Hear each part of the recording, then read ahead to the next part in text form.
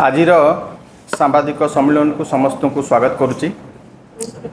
बंधुगण, दीर्घ 15 मास हम भारतीय जनता पार्टी क्षमता को आसवा परे आमे जहाँ देखा पाउचु ओडिशार युवपीढ़ी ए पर्यंत ए सरकार कौन सी एक निर्दिष्ट युव नीति आनी पारला नाही। युवक मानक पई कौन सी गोटे निर्दिष्ट एक्शन प्लान सरकार नाही। कौन सी पथ प्रस्तुत करा जाइनी, कौन सी रोड मैप नाही।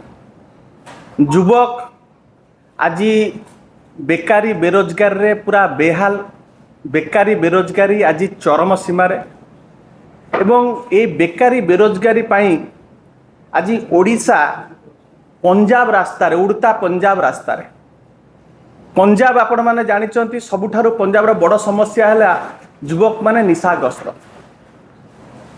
यही समय यही एक नैराश्यजनक वातावरण भितर जितेबाला युवक मान भितर हताशा, युवक माने आज डिजेक्टेड डिप्रेस्ड डिप्राइव्ड सबु क्षेत्र रे माने युवक माने सबु जगार नेग्लेक्टेड।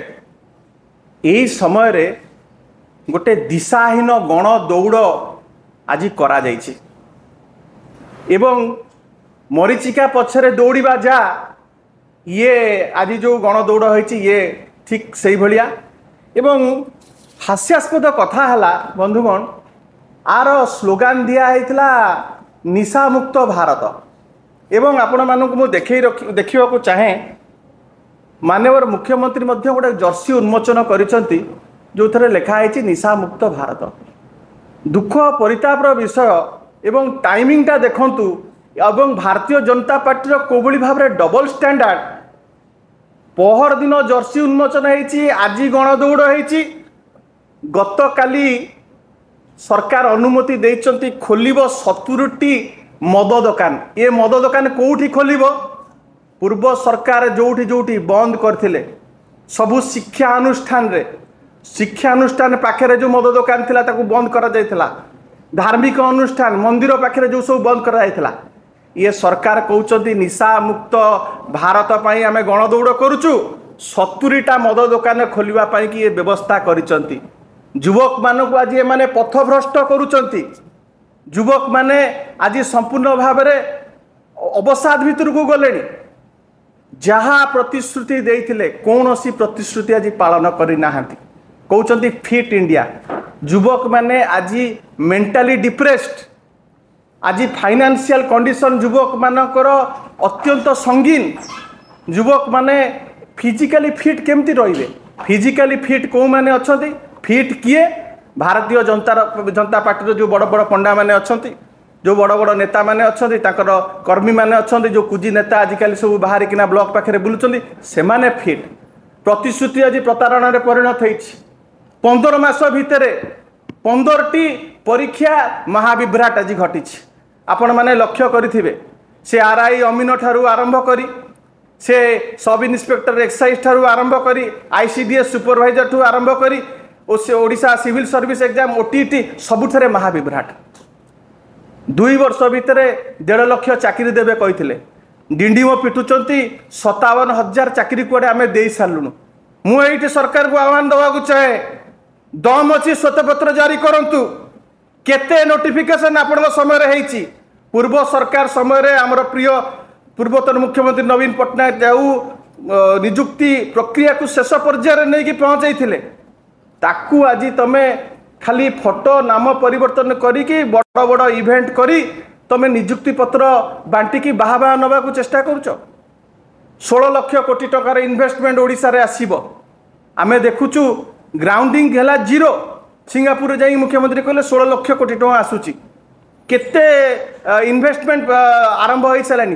प्रारंभ केते इन्वेस्टमेंट होई सलानी? केते इन्वेस्टमेंट शिल्प बने कलेनी? आम जानिबार आर्सेलर मित्तल छाड़ी पळैलानी जो वातावरण होईछि। आम जानिबार सेमीकंडक्टर एबे पळै गला। जेएसडब्ल्यू जो ईवी रो कारखाना एटी करिया कथा सी पळै जाउछि। आंको पाखरे बहुत संभावना थिला। सेंट्रल पीएसयू गुड़िकार संप्रसारण हो पारता हाल आपणकर नाल्को आपणकर इंडियन ऑयल कॉर्पोरेशन बहुत निजुक्ति सृष्टि हो पारि था। किछि सरकार आंतरिकता नहीं। पूर्वतन मुख्यमंत्री श्रीयुत नवीन पट्टनायक ओडिशार सर्वमान्य नेता ओडिशा को गोटे स्पोर्ट्स हब रे परिणत करथिले। क्रीड़ा पाई ओडिशा समग्र विश्व निजर स्वतंत्र परिचय सृष्टि करथिला। किते कार्यक्रम हाथ को निया जाइथिला।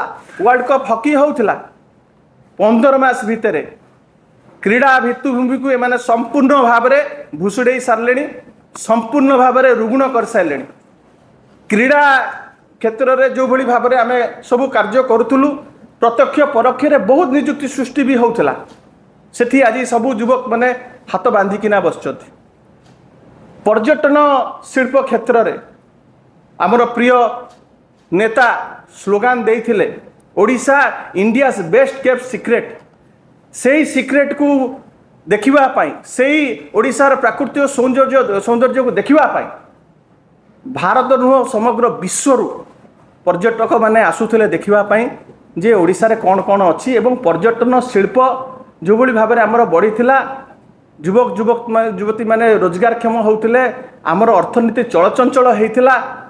आज अमेरिका एडवाइजरी जारी कला ओडिशा अनसेफ ओडिशा को कई जातु नहीं जो आपण देखिए पर्यटक मानकर फुटफल कमीगला एवं छोट छोट क्षुद्र व्यवसाय से रिलेटेड जो माने बिजनेस करुले से आज हाथ बांधिकिना बसी एमाने कौन कर आज पर्यटन स्थली आज संपूर्ण भाव में सब जगह बदनाम सेठी होची गण दुष्कर्म सेठी होची असदाचरण सेठी होची नारी मानक निर्यातना।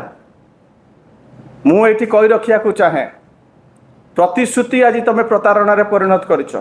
ये जो माराथन करके जो भांडामी करुच से भांडामी बंद कर। वर्तमान जो माराथन गति रे असदाचरण चली युवती मानक ऊपर माराथन गति रे जो भली दुष्कर्म चली ताकू केमती रोका जाई पारिबो ता उपरे सरकार ध्यान दियंतु।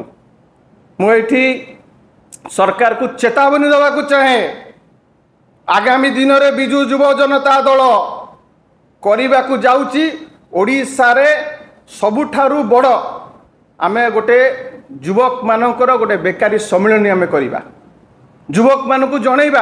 आज युवक माने जो भली भाव में हताश होइकी बसचंती चाकरी बाकरी नहीं किछि युवक चलले आमे चाष वृत्ति को जीवा चाष रे मध्य गला बेलू सेठी सार नहीं 70टा मद दुकान खोलिबो किंतु मंडी नहीं सार नहीं युवक सेठी मध्य हताश।